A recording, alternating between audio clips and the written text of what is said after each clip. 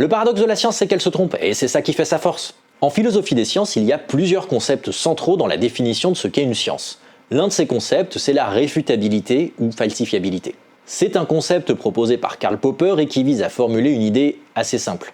Une théorie n'est scientifique que si elle peut être remise en cause par des expériences. Sinon, il ne s'agit pas d'une théorie scientifique. Il peut s'agir d'une définition ou alors de quelque chose qui n'est pas une théorie ou une proposition scientifique. L'idée est fondamentalement assez simple. Puisque la science est empirique, il faut que la science soit en phase avec les faits et qu'elle se corrige en fonction des faits nouveaux. Par exemple, les théories psychanalytiques ou certaines théories marxistes refusent généralement d'être invalidées par l'expérience. Tout élément avancé qui les remet en cause est considéré comme confirmant en réalité la théorie. Pragmatiquement, dans les sciences, la question de la réfutabilité est proche de celle de la reproductibilité. La réfutabilité, c'est donc le cœur même de la science. Par exemple, l'évolution par sélection naturelle, c'est une théorie. C'est une théorie parce qu'il demeure possible d'imaginer des découvertes qui infirmeraient au moins partiellement Darwin. Attention, le principe de l'évolution est tellement documenté qu'il est absolument certain, tout comme l'est la chute des corps par l'attraction terrestre. Mais il pourrait exister des faits, des fossiles par exemple, qui remettraient en cause certains éléments de l'évolution. La réfutabilité, c'est admettre qu'il existe ou peut exister des preuves remettant en cause la théorie.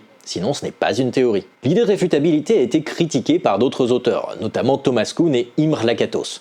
Mais s'ils ont proposé des éléments relativisant la réfutabilité, elle demeure pertinente au moins dans la définition et la conception la plus générale de ce qu'est la science. D'ailleurs, il y a une vidéo du Dico sur l'épistémologie et sur la science qui parle de ces éléments.